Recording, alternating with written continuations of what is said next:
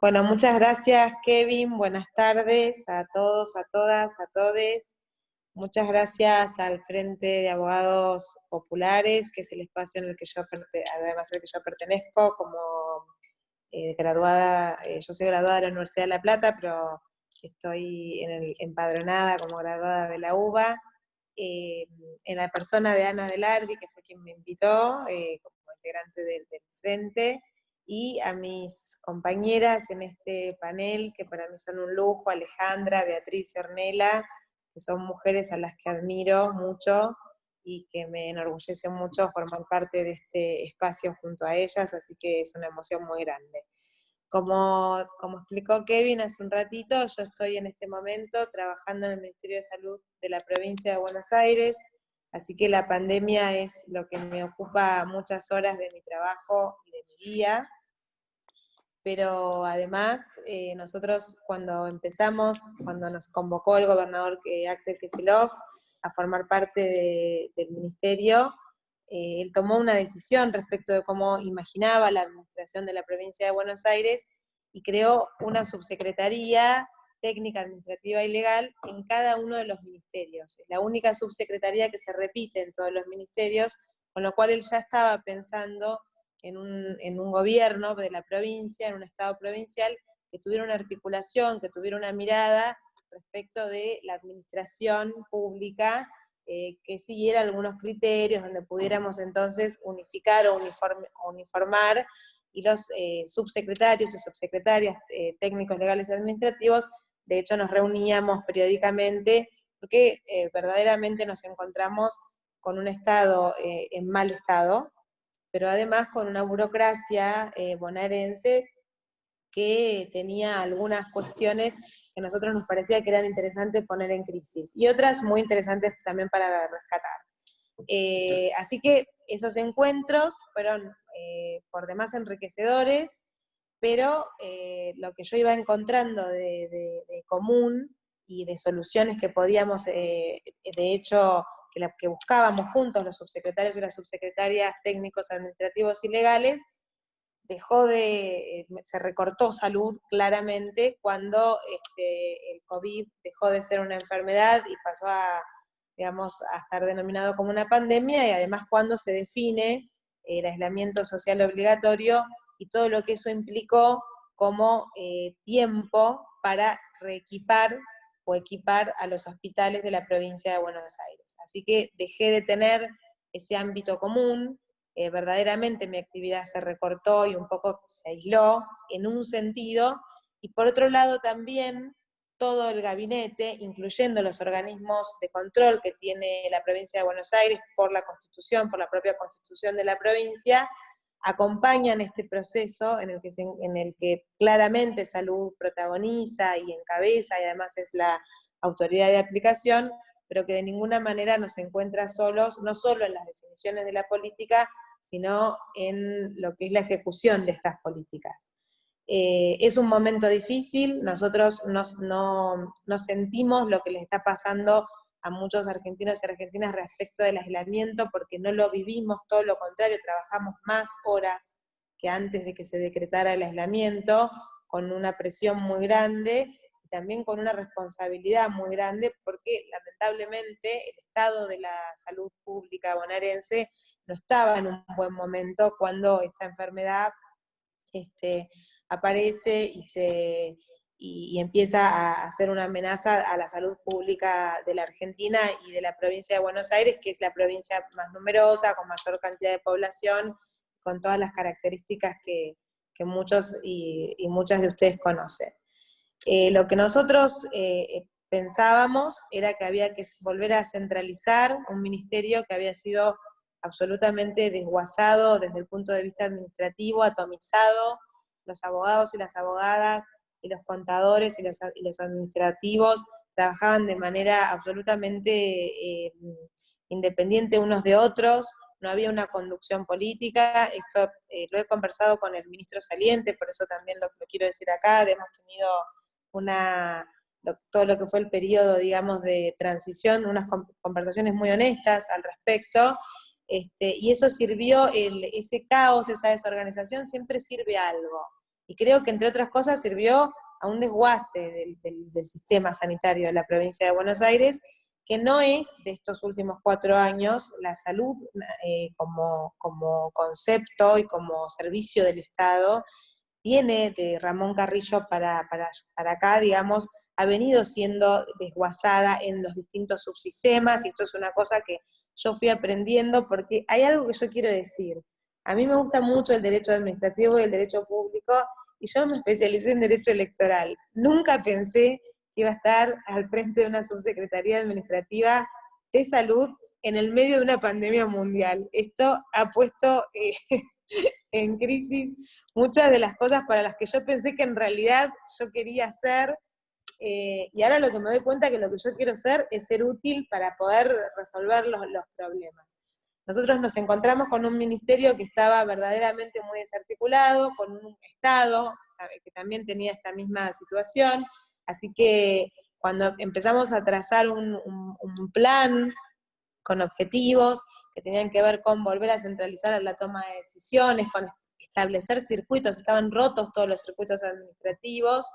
y con esto quiero decir, porque estoy segura que puede formar parte del debate, yo creo que el derecho administrativo siempre sirve para que la política se realice, no lo veo de ninguna manera como algo que es un fin en sí mismo, ¿no? Pero no existían los procedimientos, nos encontramos, solamente para hacer, para que ustedes entiendan con lo que nos encontramos, con 7.000 millones de pesos de deuda de todos los proveedores del Ministerio de Salud, con lo cual ya nadie se quería presentar a nuestras licitaciones. Así empezó diciembre. Entonces, cuando pasa una cosa tan impresionante como la pandemia, que además trastoca el mundo entero, que todas las estrategias de los liberales, de los conservadores, de los que se definen más progresistas o lo que sea, son puestas a prueba, y entonces de repente países que entienden que la cuarentena no es necesaria y que la estrategia es otra, terminan teniendo su primer ministro en terapia intensiva. Bueno, por otro lado, el aislamiento social que define nuestro presidente de la Nación está en este momento también muy cuestionado por todos los efectos económicos que está teniendo sobre la población. Es decir, hay muchas cosas que están permanentemente puestas en discusión y nos estamos replanteando las cosas. A nosotros, para lo que nos sirvió, entre otras cosas, fue para acelerar el proceso de concentración que nosotros nos habíamos planteado, y entonces por primera vez en muchos años el Ministerio de Salud de la provincia compra centralizadamente, tiene un depósito y toma una decisión desde el ministerio, y no cada uno de los 77 directores de cada uno de los hospitales de la provincia, que era una de las cosas que pasaba. Por eso digo, ¿no? La atomización siempre le sirve a alguien, la confusión siempre le sirve a alguien, y la centralización tiene también el peligro de no estar viendo a lo mejor realidades diversas, porque es una provincia que podría ser un país, digamos, por todas las diversidades que la conforman. Con lo cual estamos en esa permanente tensión. Nos puso en crisis también respecto de una de nuestras banderas, en lo que fue la gestión de... ¿Se escucha?